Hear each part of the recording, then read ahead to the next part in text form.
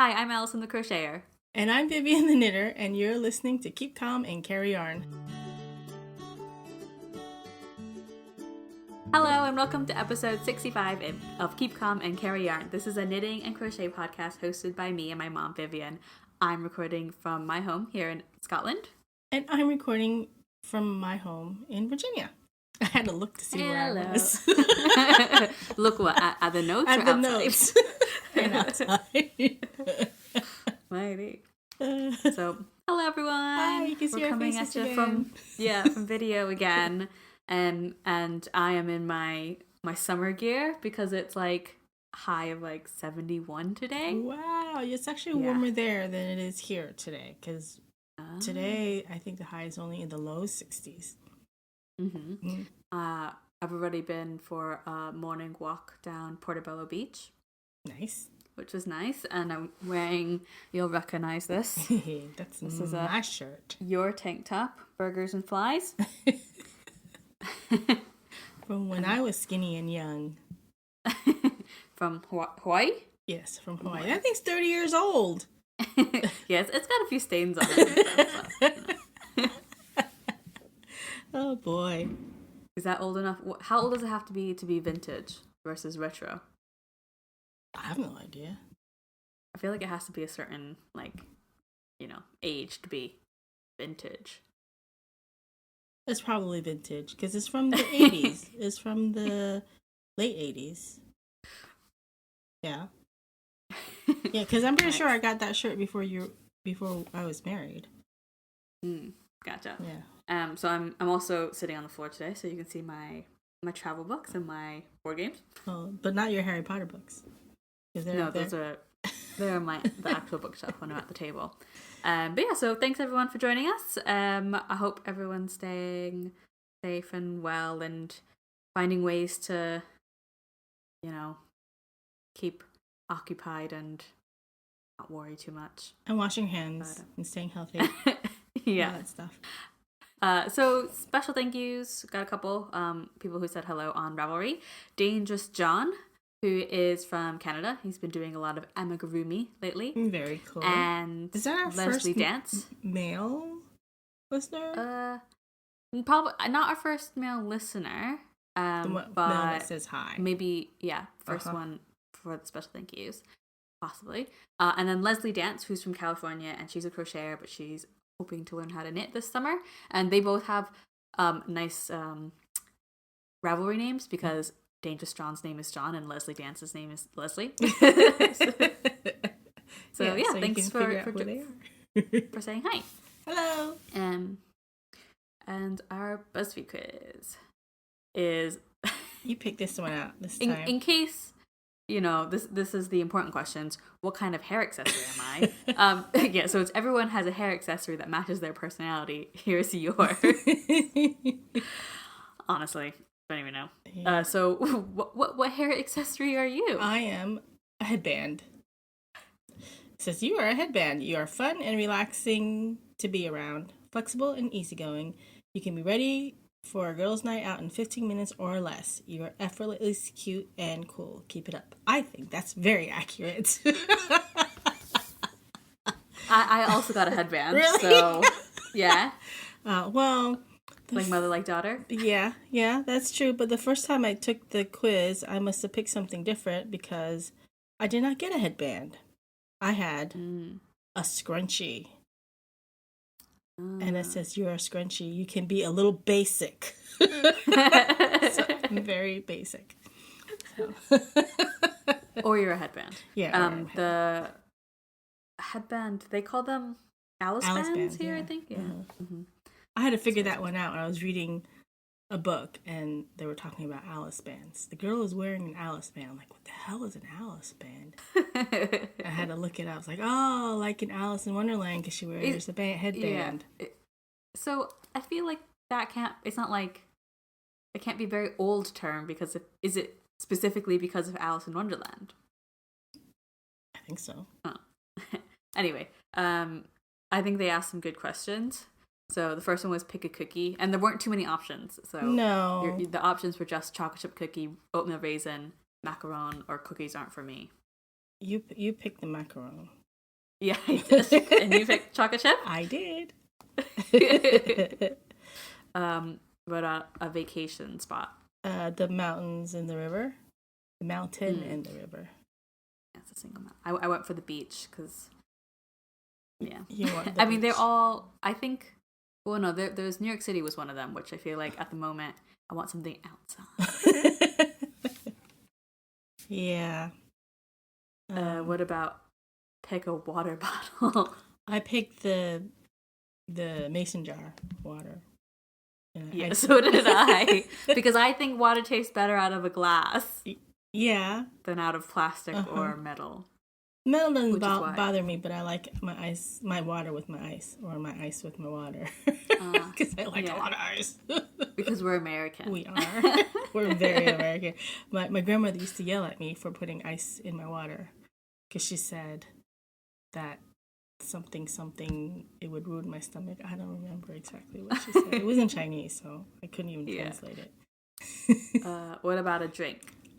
I picked the Starbucks Frappuccino. I don't know what it's like. It's shake. Probably a Frappuccino, right? Something. I don't know. Yeah, it's because Frappuccino like frozen and like. I just went for the regular cup of coffee as opposed to. I would have, but it's black. Yeah, I'd add milk to it. And then this was the best question. Pick a dog. Did you actually pick a dog? I picked a dog. I picked the dog that had the 2 different color eyes. Oh, that one is very cute. They're all cute except for the pug. But I picked the cat. Yeah, you picked the cat. Of course you did. That was funny. Yeah. But that's all the questions. Yeah. So we're both headbands. What do we even have in common? The mason jar? It's literally the only thing we had in common. I guess so. The mason jar. Yeah. Huh. Interesting. But maybe like, you know, the macaron was a headband and the Frappuccino was a headband or something. I guess so. I don't know. Anyway, I'm not going to try and guess what I think is more of a headband drink and what I think is more of a scrunchy drink. Not going to worry about that. Yeah. Cool. So, Friday content? Sure. You want to go first? Do you have a lot? Sure, I've got stuff. So my whip is one that I haven't talked about in a while. It is the Distant Star shawl. Ooh.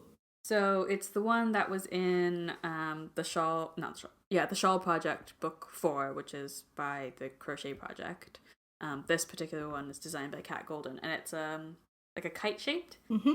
So I've started over. You did? Like completely over? Yeah, I wasn't very far. I think I'd pretty much gotten about this far and then started over. Uh-huh. And so basically, last time we spoke about it, I was having trouble with where to do the increases. So it's Tunisian stitch. It's the Goblin stitch. Mm-hmm. Is there a knit stitch that's like that same name? Not that I know of. Oh, I thought maybe you'd mentioned that. So that's one of the stitches in it, and I think that wasn't it an embroidery term? Oh yeah, maybe that's what it was. Yeah. The pattern itself is like it's on one page because it's not a very like complicated pattern, but I don't think it is specific enough about how to do the stitch for this particular project in terms of like where you have to skip certain spaces and where to put the increase. Mm-hmm. So the first time I did it, wasn't actually getting a really distinct like kite shape. Mm-hmm. It was really squat. Mm. And I was also getting really wavy edges here, where it should be straight. So I've rejigged around where I was doing the increases, and it's working out better now. Oh, good. But yeah, so it's and you're I don't really striping understand. It? Yeah, so I think that book it's about gradients. Mm-hmm. So the idea is that you just use like gradient yarn, but I've decided to use 3 different colored yarns. Mm-hmm. So I've got this like really dark, it's really hard to tell, teal. It's got almost a greenish tinge to it. And then this one I think is called Mochaccino, mochaccino, mochaccino. But it's got like sort of creams and purpley brown and teal speckle, mustard speckles, and then the third color will be like a really deep goldenrod. They're from Ushtita. Whatever that one's called. Ushtita, yeah, with the red squirrels. So I've decided to kind of stripe beautiful. Them in. So yeah, I've put in the second color, and yeah, so I'm liking the way it's coming out. Although, because it's kite shaped, I'm not really sure what it'll be like to wear, because it'll be really like it'll be thick wide. In the middle. Yeah, not even in the middle. It'll be like kind of thick, because the kite, it's not symmetrical. I mean, it's symmetrical, but it's not. It's only symmetrical in one direction. It's not symmetrical in two directions. So that chunky bit will be offset to one side. You might have to maybe fold it to wear it. Yeah, maybe. But I like the way this. I remember I bought the pattern book because I saw it at EYF hanging in their booth, and I just saw that stitch. I was like, "Ooh, what's that?" Although I think because this yarn is a skinny single, is that what they call them? It'll look a little bit different. Not as full. I'm not sure. Oh, or maybe more defined. Well, aren't singles good for stitch definition? Yeah, so that's what I mean by like more defined. But yeah, so that's my main whip. Why are you making that face? Because I was thinking if I had anything else. Well, I still have 3 whips, the same whips I had last time, but I have made quite a bit of progress in a couple of them. The first one is my Find Your Fade, and I finally started the 4th color, and remember I'm doing 5 colors rather than 7, and I'm on section 7 of 13 because there's 13 sections, and it's really big. Wow. I'm gonna say it again because I said it to you before, but it makes me think of a mermaid. Oh, a mermaid. No, it looks like a mermaid. Like the colors, like the blue and purplies. And so right now I'm on the 4th color is a hedgehog fibers. It's a skinny singles, and it's mostly blue. So it looks like a dark really blue. Good. Yeah, it's like a denim-y blue with bits of pink and other colors. Pink. But all the yarns you're using are like speckled, yeah? Well, I mean, is this speckled? I don't know. Maybe. Definitely variegated, but it's got some hot pink and purple and lighter and like little greens and bits. So I'm very happy with that. And that's right now. It's just I'm doing because you alternate the lace section with the garter stitch section, which is knit on both sides. So I'm on the garter stitch section, and so it's good for TV watching. You just have to keep track of the increase at the end of the row. My cardigan, Sinister cardigan, I've made a fair bit of progress on it. I think I had already divided for the sleeves last time, right? I must have. Yeah, I did. Had you? Yeah, because I was already working on the gray bit. Charcoal bit. Yeah, and so I've probably done a couple inches. But it's fingering weight, stocking it, going around. Not around. Going. I'm doing it back and forth because I'm not sticking it. So that also is TV watching knitting. So I try to take this out for one night and I take the other one out for another night. Madeline is really happy with it, and the cats are really happy with it too because whenever I have it laying around, they like to sit on it. In fact, yes. Where's the end? Is this the one? I have a bent needle. You see how bent it is? Why is it bent? Because somebody sat on it. I'm not sure who. Person? Probably a person, yeah. Yeah, a cat wouldn't do that. Possibly right? me. I don't know who. But yeah, I can't bend it back. Have you tried very hard? I mean, not like as in pull it harder, but not like, use pliers or something. No, I haven't used, because it kind of spins around when it's in your hand. 2 pliers. Yeah, but then I don't want to dent it too much or with scratch fabric. it. Or rubber gloves. Yeah, no, I haven't tried that hard because, it's not like I don't have enough needles lying around. Uh-huh. And my last whip is the Just Floats. Just Float? It's Just Floats by Stephanie Lotfin. And the cable on my needle is not quite long enough for me to spread it out all the way around. But I am a few rows. Very nice. Yeah, I'm more than halfway done with the color work. Uh-huh. I'm really happy with it. Yeah, so once you're done with the color work, the rest of the sweater is going to be that multicolor. The multicolor, yeah. I just wanted something colorful. Yeah. Yeah. I mean, the fact that, 2 of your whips are sweaters. Fingering weight sweaters. Fingering weight color work sweaters. Fingering weight color yoked sweaters where the bottom's going to be stockinette, so yeah. So maybe when I start the body on this one, I might just pick up another sweater. So wait, how long, proportionally, do you think you spend on a yoke like that where there's stranded color work? Is that what it is? Stranded color work? Mm-hmm. Versus the rest of the sweater? The rest of the sweater is more not volume, more square footage because it's bigger. So obviously you're spending less time on the yoke versus the body. But it's not like an exact ratio, right? Because it's more complicated. Yeah, but it's more fun. Yeah. So I was just thinking if you did have a rotation.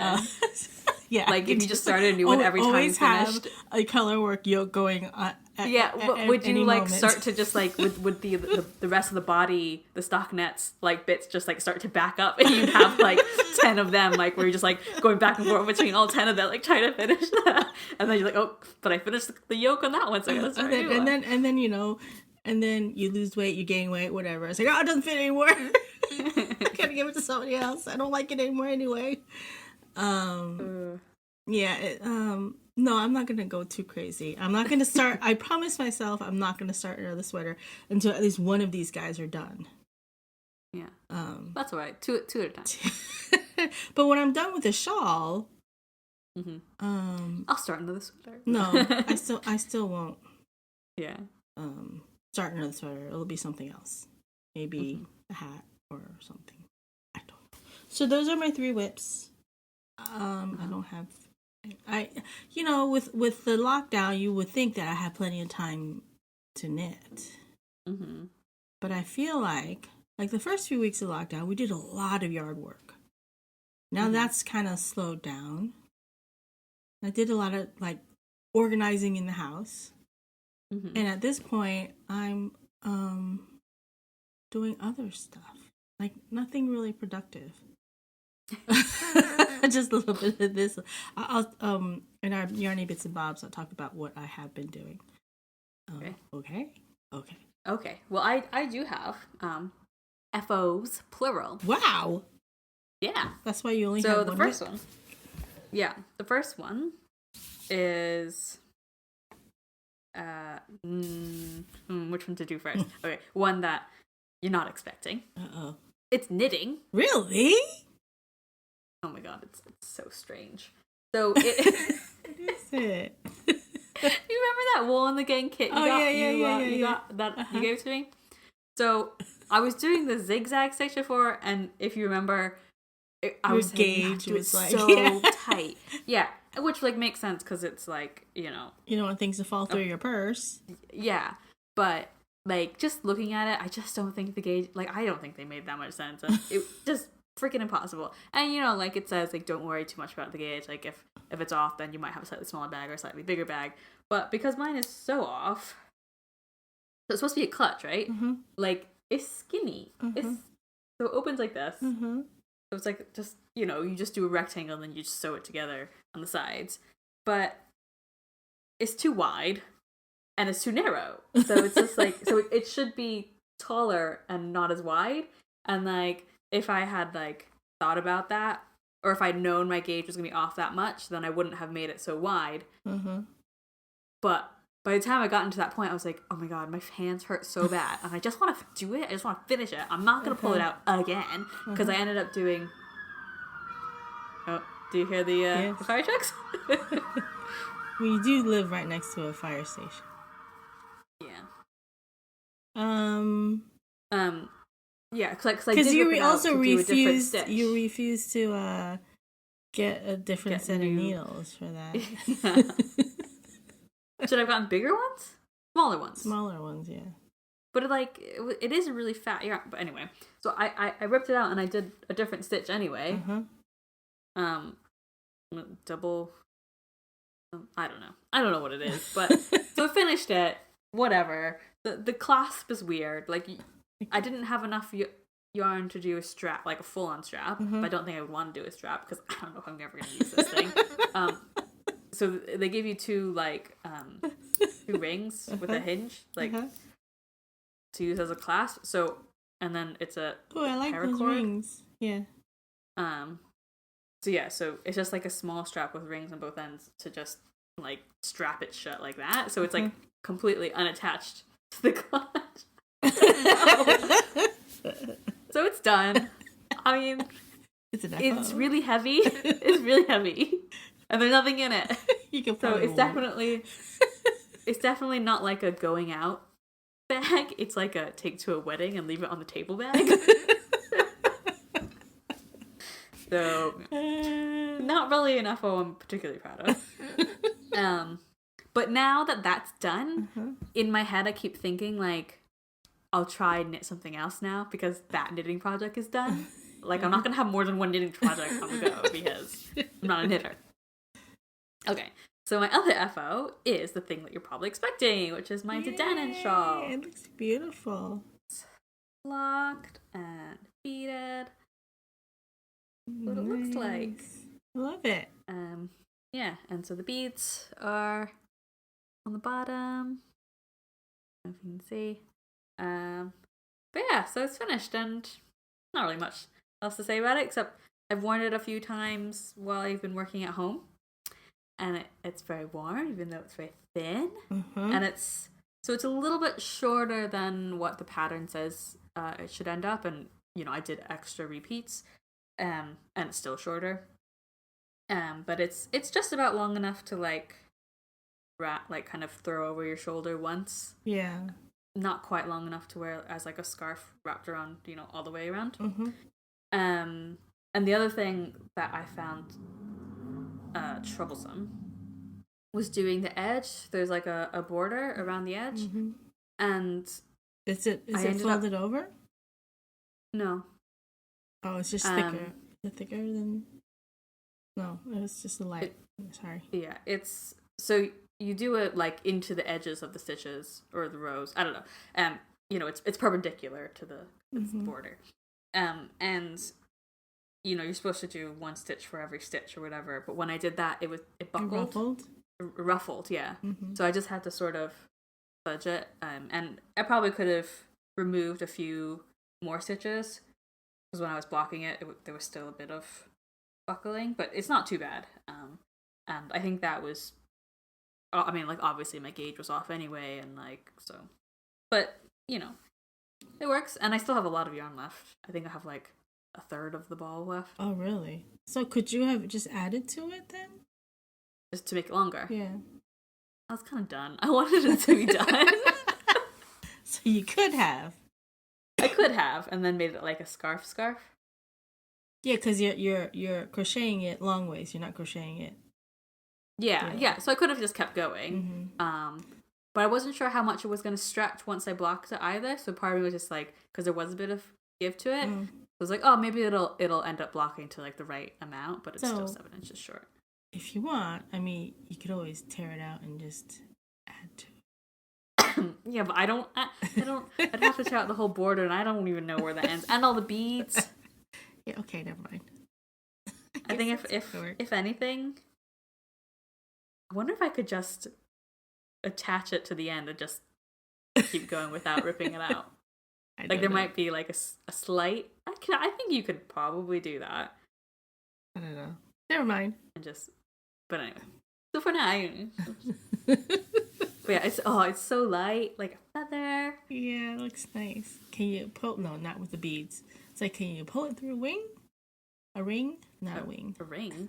You know how? Why would I pull it through a ring? Some of those. Oh, like a magician. Yeah. No, like a gossamer shawl. That you can those woven ones. I was literally thinking you're like a magician. No. Okay. So yeah, that's what I've got done. That's great. So, what else do we have going on? Have you actually? I want to spring a Cmonpedia on you. Oh, nice. Which I haven't warned you about. Thanks. And the answer might just be. Ooh. It's a knitting question. It's a knitting question, right? So. Because, like, obviously, like, I know how to, like, knit and purl. But I kind of...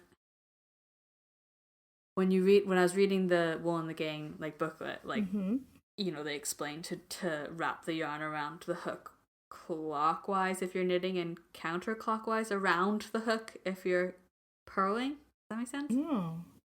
You wrap it around the same way for both. Unless you want your stitches to be twisted. Okay, so that was my question. Like, if you do it the wrong way, what is twisted? Yeah, is that it? It becomes like, twisted. Can you tell when you're looking at it? Yeah, you can tell. You might not be able to tell right away, but if you do a few rows, you can see. So I guess what they were saying was, because like obviously when you are knitting, so the needle goes behind. Yes. And then when you wrap the yarn, it goes in between the needles first and then around the back, yeah? It goes... Wait, you're knitting or are you purling? You're purling? You're knitting. Knitting. Oh, you're knitting. It goes... Yeah. It goes... And then around the back, yeah. Around the back? Like... No, it goes around the back and then in between, then you pull it out. Okay, so it goes around the back and then... So that would be counterclockwise. Clockwise. Counterclockwise. Okay, so maybe I got them... Okay, so and then when you're purling, right, and your needle's in the front... And your yarn's does the yarn go around the front and then in between? Goes in between and then the front. It goes in... Okay, so that is... I don't think that's the way it's said in Wool and the Gang. I'd have to look at the... So it was having you do... So maybe they wanted you to do twisted stitches. But it was just like the generic, like, this is how you knit, this is how you purl in the back. It's like, not in the back, but like, it was in the back. It's always counterclockwise. Yeah. Unless I'm being stupid. Okay, because the way I figured out when I was reading it, and I was like, oh, okay, so I have to go in between the needles first. You just want to throw out those knitting needles, don't you? Wait. I always counterclockwise. Okay. Yeah, actually, I don't know, because these are the needles I was now using. Now you're making me question. And I don't know if you can see. I don't know. No, I can't see. You were. No, you can't. Well, even with the cat, I don't think. There's like, these were the needles where I've like gouged into it because it was so tight. Just like, and it's obviously it's not a very hard wood, so it just. Okay, so possibly that was wrong. Was that maybe translated from a different language? I don't think so. Even if it was, I'm pretty sure. Hopefully you are right. Hopefully I'm right. I've been knitting this way for years now. I better be right. I just mean... wouldn't you be annoyed if you were wrong and then we got all these messages being like, what is wrong with you? yeah. Okay, so when I do my next knitting thing, which I already think I know what I want to try and do. Oh, is it something small, something big? It's something small. Okay, something round, something square. I'll let you know if I start it. Okay. So I have a little bit of yarny bits and bobs, and it's not yarny, but it's definitely fibery because it has to do with fabric. I have a lot of really old UFOs, like in hibernation quilts, and one of the newer ones I pulled out, and I know I started in 2013 because I remember which house we were in, and it's from, I have the book out somewhere. Oh, it's from this book, Mariner's Compass. And I decided I wanted to do the most complicated thing in the book, which is this thing.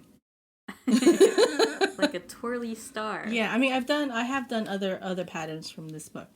And so I finished the center star, and now I had to cut the circle out of a big square piece of fabric, right? And then piece it together. And that was where I was at. So I had drawn the circle onto the fabric, and I drew where I'm supposed to cut. And it had been like that for years. And I dug it out. I almost cut into I was like, oh, I needed black fabric. And I pulled it out of somewhere. Like, I was going to cut into it. And I saw lines and I go, oh no, I can't cut into this. So I finally pieced the background into the square part.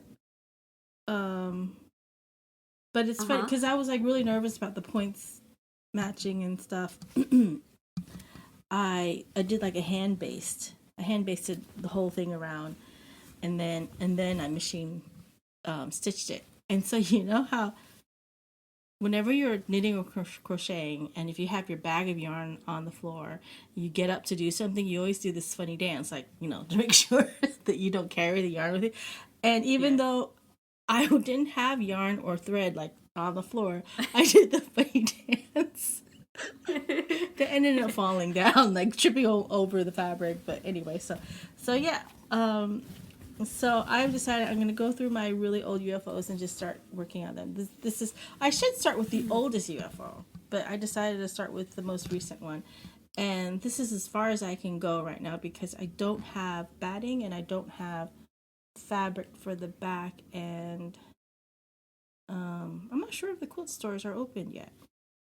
What kind of fabric do you think you do for the back?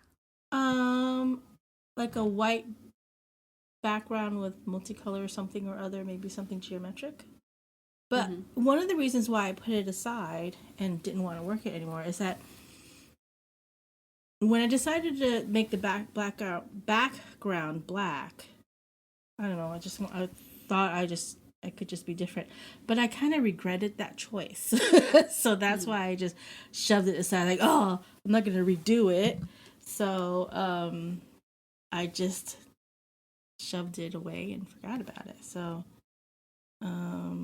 I think, is one of your UFOs your double wedding ring quilt? Yeah. How long ago did you start that? Like 1999. But you know what's funny as well, when you were talking about how old that quilt is, because we were living in New York, and obviously, like, people who know us, you have moved around a lot. No, we were living in Illinois at the time, 2013. Okay. Well, no, I was just saying, like, I don't have as good a memory as you do for, like, your childhood. Like, when it comes to trying to remember my childhood, I don't remember my, like, things like that as much as you do. Although we both generally have really crappy memories. But I had a moment where I was trying to use, like, where I was living at a certain time to try and figure something out. Basically, we were doing our normal pub quiz, pub trivia online, and the question was, when was Pluto demoted from a planet to a dwarf planet, or whatever, demoted? And I'm pretty sure we were living in New York. Yes, that was, I was like, I'm pretty sure we were living in New York but this is why I remembered. I remember being in a shop in Saratoga Springs where they were selling there's a brand called Crocodile Creek that sells like children's things, and they've got really cute illustrations. And there was like a placemat or lunchbox that had an illustration of the solar system with all the planets labeled, and like they have like little faces and the sun. And there's just this like little Pluto planet in the corner that's like not labeled, and it's just crying in the corner. And I remember seeing that, thinking it was so funny, and I was like, okay, well, it was in Saratoga, we were living in New York, so I was like, okay, so it had to have been between this year and this year. Yeah, we ended up getting it like pretty wrong, but that part at least was accurate. I know, that's how I base, like when something happened, I'll think about, I was in this grade, or if it's, as an adult, we were living in this house. So it must have been between 1998 and 1999 or whatever it was. Yeah. So, I do have a double wedding ring quilt that I'm going to work on. It's all sandwiched together. The quilt top, the batting, and the back sandwiched together. And I started, and it's like, it's not quite a queen size, maybe a full size, but it can lay on top of a queen size bed. And I don't know what I was thinking. I decided I'm gonna hand quilt this sucker. Oh, the cat is scratching at the door. Can you hear her? A little bit, I can. And I did about a quarter of it. And then I was like, oh, screw this. It's hard to hand quilt something so big because it's like laying on your lap, and you get hot, and then you get it dirty. And even like on a big giant frame. First of all, I don't have a big giant frame. But did you have a frame? Like I had one standing round frame. Yeah, and I just had a hard time getting, like, if it was like in the middle, and just had a hard, because you need both hands, like one in the top, one in the bottom, and a hard time, like maybe have short arms, I don't know, but I had a hard time doing it. So I was like, forget it, and I just put it aside. So I have brought it out from time to time, and I've decided, I'm just gonna machine quilt the rest of it. So I'm probably maybe halfway done with the quilting. So I remember, I think you decided to make that quilt because you had made all of us, your kids, quilts. Yes. And like, you needed a quilt. And actually, behind you on the bulletin board is a square from Emily's quilt. Yeah? That white. Yeah, it's not actually. It's fabric from her quilt. That was like one of the ones I tried, and I was like, I'm not gonna do. I ended up doing bear's claws, so I didn't use that block. But that's the fabric. But those are the fabric, and you can see it's very dated. But I stuck it on my bulletin board anyway. So I've made lots of wall hangings. So let's see. I probably have one. So that's it. Just the wedding quilt one, and then another one that I also started hand quilting. I don't know what possessed me. Like, okay, but it's like like a crib size quilt. And done like with primitive appliques and stuff, and totally not my thing anymore. Quilting or that particular color and style. I just really liked it, and this is one of the few times where I actually took somebody else's pattern and duplicated like the colors as much as. The cat. Sushi, stop it! She's scratching at the door. Mom.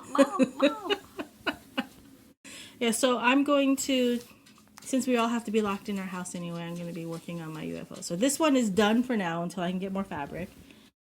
So who knows how long it'll take for me to get around to doing that.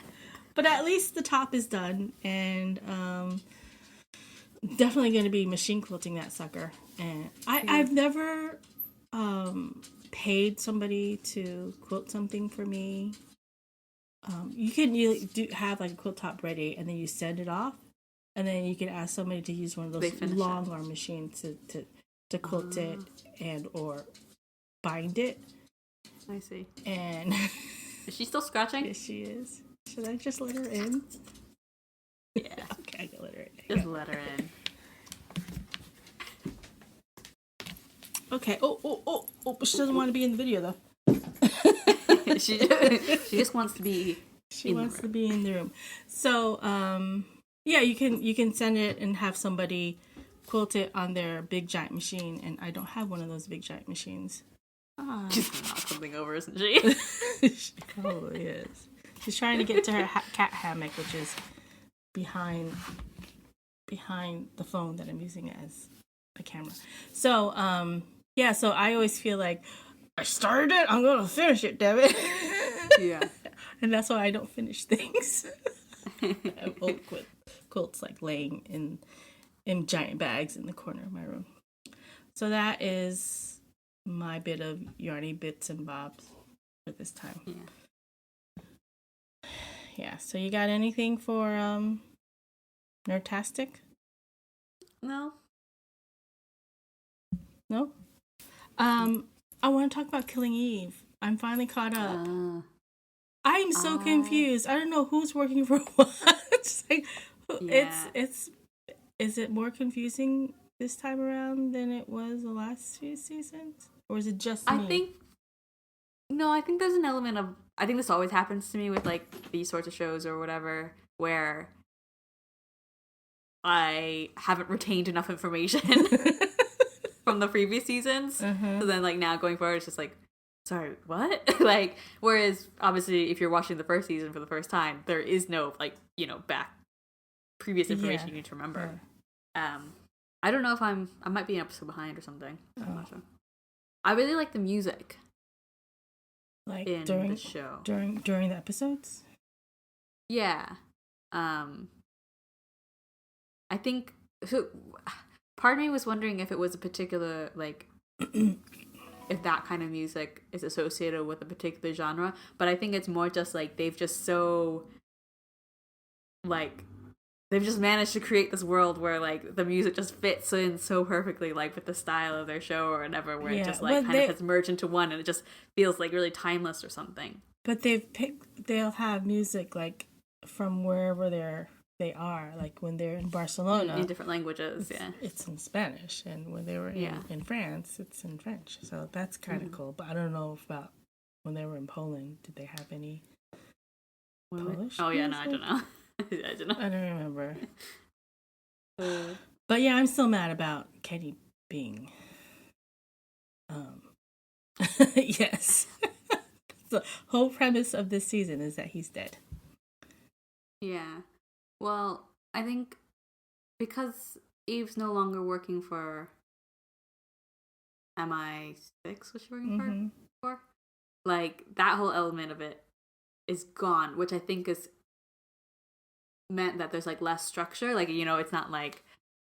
Yeah, she can run off the Poland to see her husband. Yeah, it's not just the spies against the bad guys. It's, like, just they're just kind of scattered and there's less, less cohesive, maybe. No, I am enjoying it. But still, a good show. Yeah, but there's not that many episodes. But I have found that I don't really get to watch my shows with everybody home.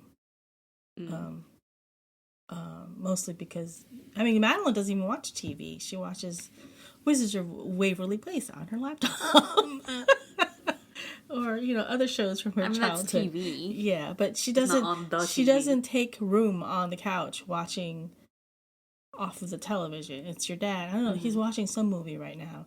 And, I don't know.